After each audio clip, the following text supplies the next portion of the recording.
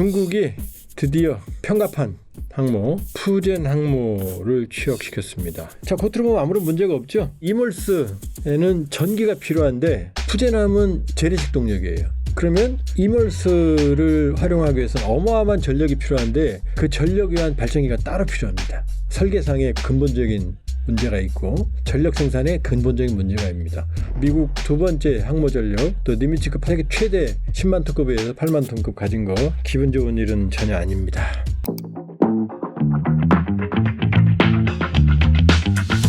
예, 이번 주 소식 많고요.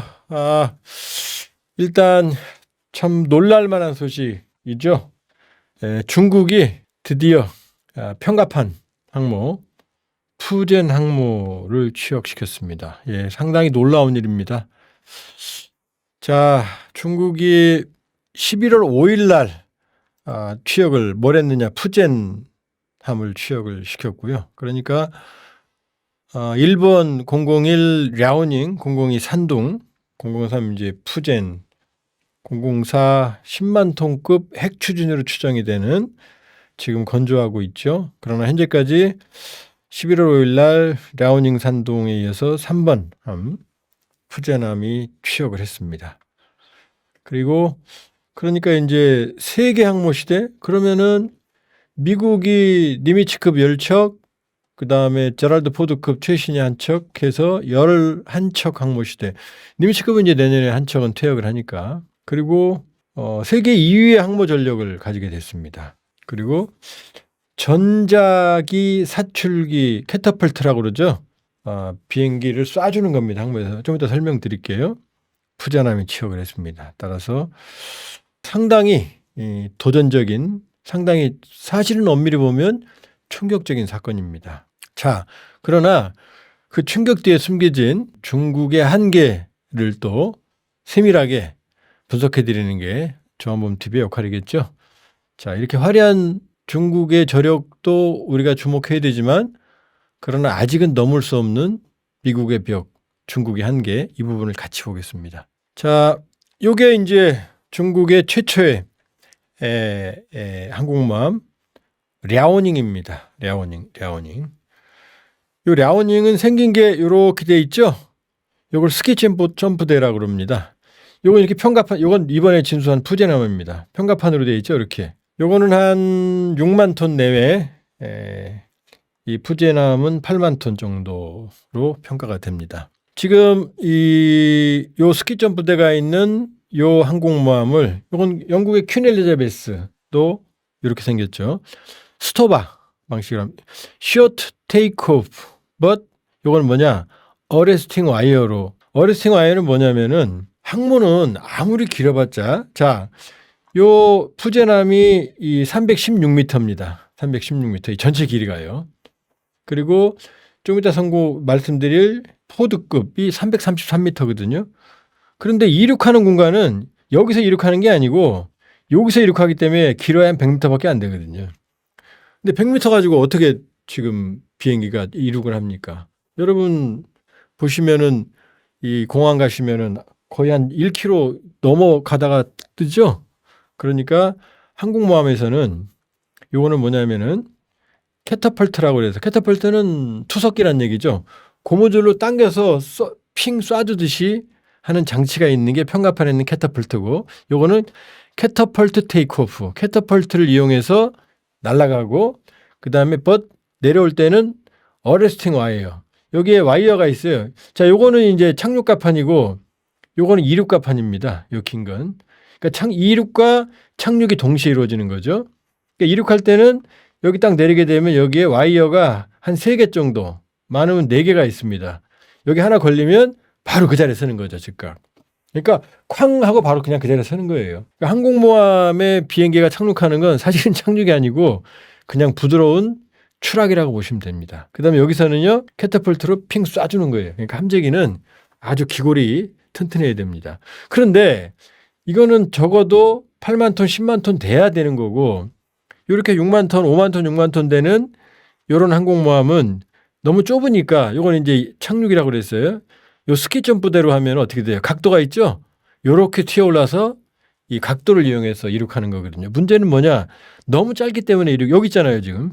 짧기 때문에 무장을 제대로 할 수가 없습니다. 과무장을 할 수가 없어요. 중무장을. 그러니까 이 스토바 방식의 항모는 이 카토바 방식의 항모보다 운용 능력이 현저하게 떨어집니다. 요거는 랴오닝입니다. 1988년 우크라이나 조선소에서 그때는 소련이었죠. 발약을 한 명으로 진수가 됐는데 소련이 망하니까 고철덩어리 있던 걸 가져다가 중국이 뚝딱뚝딱 거려서 2012년에 진수를 시킨 겁니다. 이게. 그리고 말씀드렸던 요 산둥은 이제 본인들이 요걸 카피해서 이제 똑같은 이 스토바 스키점프대 방식으로 진술시켰고요. 그러나 이제 미국만 가지고 있는 이 캐터펄트 방식, 그리고 이게 전자기식 캐터펄트. 뭐냐, 여기서 핑 쏴주기 위해서는 어마어마한 힘이 필요하죠. 그러면 그동안 미국은 원자로에서 나오는 열로 증기를 끓여서 그 증기를 이용해서 쏴줬거든요. 그래서 증기식 캐터펄트라고 그럽니다. 그런데 증기식 캐터펄트는 언뜻 생각해도 파이프라든지 이런 짐이 많겠죠. 그러니까 공간을 너무 많이 차지해요. 그래서 미국이 제랄드 포드급 CVN-78 제랄드 포드급부터는 전기를 이용해서, 왜냐하면 원자력 발전, 이 원자로에서는 항공모함에 무한한 전력이 생산되니까 전자기식 캐터펄트를 니미츠급 열척에도 채택이 못 됐던 전자기식 쏴주는 캐터펄트를 처음으로 미국이 장착을 했는데 중국이 이걸 따라온 거예요. 최초로 장착한 캐터펄트에 증기식을 뛰어넘어서 전자기식 캐터펄트, 미국도 헤매는 전자기식 캐터펄트를 푸제남이 장착하니까 지금 얼마나 충격이 크겠습니까? 자, 11월 5일 날 이 푸제남이 진수했던 하이난 섬에는 시진핑이 직접 왔습니다. 직접 왔어요. 자, 말씀드렸어요. 이쪽은 요걸 앵글드 데크, 경사갑판이라고 그래서 항모가 이 항공기가 착륙을 하는 데고, 여기서는 캐터펄트로 쏴주는, 그러니까 이착함이 동시에 가능한 게 현대 항모의 특징입니다. 여기도 앵글드 데크가 있죠. 이 앵글드 데크도 최초의 항모는 영국이 만들었고요. 1918년에 아거스라고. 그리고 앵글드 데크도 항공모함에 최초로 적용한 게 영국입니다. 항공모함의 선두주자는 영국입니다. 그런데 이름이 푸제남이라고 그랬죠. 푸제남. 푸젠이 어딘지 아세요? 여기입니다. 여기 대만이죠. 여기 대만. 자, 1번함 랴오닝, 여기 랴오닝이죠. 이 다롄 랴오닝성. 2번함은 산둥이죠. 왜 1번함이 랴오닝이냐면 이 랴오닝에 있는 다롄 조선소에서 건조를 했어요. 다롄. 그러니까 랴오닝성. 왜냐, 중국은 항공모함에 이름을 붙일 때는 성 혹은 성급 직할시 이름을 붙이거든요. 자, 요 랴오닝 다롄 조선소에서 만들었으니까 일본 비록 고철로 가져왔지만 항공모함 이름은 랴오닝입니다. 2번함은 산둥이에요. 왜 여기 산둥이냐? 자, 2번함은 자기들이 만들었어요. 이 랴오닝에서. 그런데 랴오닝 이미 썼고 랴오닝 다롄 조선소에서 만들었지만 중국의 이 항모 기지 이 북해 함대가 산둥반도에 있거든요. 그러니까 산둥이라고 지은 겁니다. 자, 근데 이 푸젠 한 명의 비밀이 있어요. 자, 3번함 이 푸젠함은 샹하이에서 만들었거든요. 그럼 샹하이라고 해야 되잖아요. 샹하이라고. 왜냐하면 샹하이도 직할시니까. 그런데 여기 푸제남이라고 이름을 줬어요. 왜 푸제남이라고 이름을 줬을까요? 여기 있잖아요. 대만이 여기 있죠? 대만이 바로 앞에 있잖아요. 여기 바로 앞에. 무슨 얘기예요 지금? 시진핑의 하나의 중국, 대만에 대한 야욕을 그대로 드러낸 이름이 바로 푸제남 한 명입니다. 이게. 그러니까 시진핑은 이 푸제남, 중국 최초의 편갑한 전자기식 캐터펄트, 최신의 기술이 적용된 이 항공모함의 이름을 굳이 이 관계도 없는 샹하이라든지 바로 이 푸젠성, 복건성이죠. 타이완을 앞에 둔 요 푸젠성의 이름을 붙인 겁니다. 이게 시진핑의 의지를 드러낸 겁니다. 대만에 대한. 그랬더니 또 이 여성분이 또 등장을 하셨네요. 뭐라고 말했느냐. 자, 5일이었죠. 이건 11월 8일 날 다카이치 일본 여성 총리 왔었죠. 우리 에이펙에. 이 양반이 다카이치 총리가 대만 유사시 집단 자위권 행사가 하는 요거 경천 동지할 말입니다. 왜냐? 일본 총리로서는 첫 번째 언급을 했거든요. 이 말이. 그럼 집단 자위권이 뭐지? 자, 일본의 평화헌법 구조에는 이게 평화헌법입니다. 전쟁과 무력을, 그러니까 문제 해결하는 수단으로서 전쟁과 무력을 포기한다. 그다음에 전력은 보유하지 않는다. 그러니까 이름이 자위된 거예요. 누굴 공격하는 군대가 아니라 누가 공격해오면 막기만 한다라는 얘기예요. 전쟁도 안 할 거고 전력 보유해야 한다. 그다음에 교전권, 싸움질하는 걸, 내가 먼저 싸움질하는 걸 부정한, 이게 평화헌법이거든요. 그리고 전수방위권, 전수방위 원칙, 무조건 수비만 한다. 이게 이제 일본의 평화헌법이거든요. 근데 집단 자위권, 자위권은 뭐냐? 내가 얻어맞을 수는 없잖아. 나를 때리면 나는 나를 방어할 거야. 자, 이게 자위권이에요. 이건 평화헌법 구조에 부합합니다. 근데 집단 자위권은 뭐냐? 내가 아니고 미국이 얻어맞으면 거기에 내가 같이 내가 맞는 것처럼 도와줄까? 여기는 논란이 많아요. 이 평화헌법에. 그런데 더 문제가 되는 게 뭐냐? 대만 유사시라는 거예요. 대만은 일본의 동맹이 아니잖아요. 일본 현안도 아니잖아요. 이 얘기는 뭐냐? 대만 여기 있죠. 자, 국회에서 야의원이 어떡할 거니 그랬더니 중국이 만일에 대만 해상을 봉쇄하면 이거는 우리 존립 위기 사태다. 그러니까 미국이 개입하면 우리도 집단적으로 여기에 개입할 수 있다라고 그러는 거예요. 이거는 지금까지 일본 총리로서는 이런 말 해본 적이 없어요. 이건 어마어마하게 큰 말입니다. 이 평화헌법 구조를 정면으로 부정할 수 있는 내용들이에요. 그러니까 지금까지 일본 총리로서는 이런 말을 한 사람이 아무도 없었어요.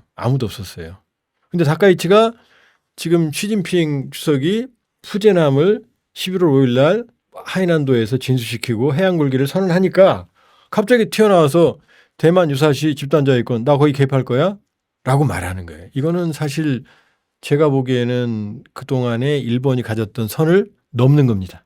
그러니까 일단은 아주 파격적인 말입니다. 이게 여러분이 생각하는 것보다 훨씬 더 큰 말이고 왜 그동안 일본 총리가 이 말을 안 했는지 이해를 하실 거예요. 아, 그랬더니 또 더 나갔어요.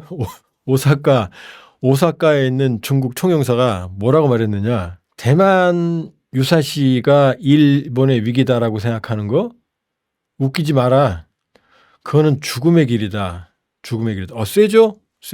이거 이제 선을 또 다카이치 총리도 제가 보기엔 선을 좀 넘었다고 보여지는데 다카이치를 총리를 겨냥해서 목을 베겠다라는 글, 참수라는 글을 올렸어요. 이것도 선을 확실히 넘은 거죠. 그러니까 어마어마하게 양측이 지금 정면으로 충돌하고 있는 거죠. 그래서 지금 가만히 있겠습니까? 일본 사람들이 어마어마하게 지금 난리가 났죠. 그랬더니 글을 올린 거는 지금 삭제한 것처럼 지금 보여지는 상황이에요. 자, 대만 얘기를 꺼낸 것도 다카이 총리가 사실 민감한데 여기를 집단자위권 행사가 가능하다라고 말한 것, 이것은 사실은 아주 경천동지할 발언이었고, 여기에 더 경천동지할 발언이 아무리 그렇다 하더라도 오사카 중국 총영사가 지금 다카이치를 겨냥해서 제 기억에 그 더러운 목을 베겠다 그랬나 그럴 겁니다. 지금 이런 사태가 지금 벌어졌습니다. 푸제남 전후. 자, 그럼 제가 말씀드렸죠. 지금 중국의 자랑스러운 시진핑의 자랑 8만 톤급 푸제남, 저 자랑의 문제점을 정보TV가 조목조목 한 개를 짚어드리겠습니다. 자, 이게 2차 세계대전 때 미국의 표준항모 에식스급 표준항모입니다. 여기는 아까 말씀드렸던 경사갑판이 없죠. 이건 뭐냐? 이착륙이 동시에 불가능합니다. 이 비행기들이 지금 나와 있죠. 여기서 출격하는 겁니다. 윙 날아올라요. 이렇게. 그 다음에 착륙할 때는요. 착륙할 때 이 비행기들이 있으면 안 돼요. 왜? 착륙할 때 여기 어레스팅 와이어에 딱 걸리면 되는데 안 걸릴 때가 많거든요. 그럼 안 걸리면 터치앤고입니다. 안 걸리면 3개, 4개 중에 하나도 안 걸리면 바로 그냥 활주로로 달려서 다시 위륙을 해야 돼요. 안 그러면 쭉 미끄러 떨어지거든요. 이게 이제 이 2차 세계대전을 주름잡던 이 에식스급 항모의 가장 파괴적인 무기면서도 한계가 바로 이거예요. 이착함을 동시에 할 수 없다는 게 바로 한계였습니다. 자, 그래서 지금 아까 말씀드렸던 랴오닝 산둥 모두 똑같이 생겼어요. 요 앵글드 데크라는 게 요게 만들어지면서 그러면 여기서 이륙을 하고 요쪽으로는 착륙하자. 그럼 동시에 이착륙할 수 있잖아요. 요 푸제남도 지금 여기서 이착륙하는 거고 여기는 이제 여기서 이 캐터펄트로 쏴주는 거고 요거는 스키 점프대 각도를 이용해서 이륙하는 거고 이쪽으로는 비행기가 오는 겁니다. 그러니까 이 착륙의 효율성이 어마어마하게 증가하겠죠. 이 앵글드 데크야말로 참 영국이 만들었지만 항모의 진화에 있어서 어마어마한 계기가 됐습니다. 그런데 이 비밀을 말씀드릴게요. 자, 이것도 앵글드 데크죠, 지금. 앵글드 데크. 여기 이제 니미츠급 항모입니다. 이렇게 돼 있죠. 여기도 지금 이게 푸제남입니다. 자, 겉으로 보면 아무런 문제가 없죠. 이건 푸제남이고 이건 니미츠급 항모입니다. 지금 요 앵글드 데크를 이용해서 이제 이거는 이제 보여주기 위한 거고. 여기 지금 여기는 지금 두 대가 이거 이제 J15로 보여지는데요. J35, J25T 함재기형 젠 이륙하려고 준비하고 있죠. 두 대. 여기를 착륙한다는 얘기입니다. 근데 벌써 좀 눈치챘을 거예요, 아마. 이륙하는데 이게 뭐지? 이륙하잖아. 이게 이륙하는데 착륙하면 어떻게 되겠어요? 여기 지금 날개가 부딪힐 거 아니에요, 지금. 약간 이상하죠? 자, 비밀을 말씀드릴게요. 자, 이 미국의 항모는 요 항모 기준점으로부터 요 경사갑판의 각도가 9도쯤 됩니다. 9도. 그런데 이 8만 톤급, 이건 10만 톤 니미츠급이니까 중국의 항모는 항모가 작다 보니까 더 크게 못 만드니까 이 각도가 6도로 확 줄었어요. 그러니까 훨씬 더 급하게 이쪽 이륙하는 이륙선으로 급하게 붙어버린 거예요. 그러니까 어떤 일이 벌어져요? 지금 이륙하는 비행기가 지금 착륙하는 비행기가 이 어레스팅와에 만약에 걸리지 않으면 얘를 치고 지나가게 돼 있잖아요. 이 착륙이 동시에 불가능하다는 얘기입니다. 얘는 되는데 무슨 얘기지? 더 자세히 말씀드릴게요. 자, 이게 타입 003 푸제남입니다. 푸제남. 그리고 얘는 포드급입니다. 포드급. CVN 78 10만 톤급. 자, 지금 요것도 캐터펄트입니다. 3개 있어요. 요거는 이제 비상시에 쓰는 겁니다. 이륙 안 할 때, 착륙 안 할 때. 보통 요 2개로 쓰는 거죠. 지금 포드급은 요쪽 착륙하는 지점에는 2개가, 그러니까 포드급은 캐터펄트가 4개 있는 거예요. 일단 쏴 날릴 수 있는 투석기가 4개나 있고 푸제남은 3개 있는 거죠. 근데 이게 문제가 아니에요. 자, 보세요. 여기 비행기가 있으면 비행기가 화염을 내뿜으니까 요 뒤에 화염 방지판이 자동적으로 여기 비행기가 쓰면 펴집니다.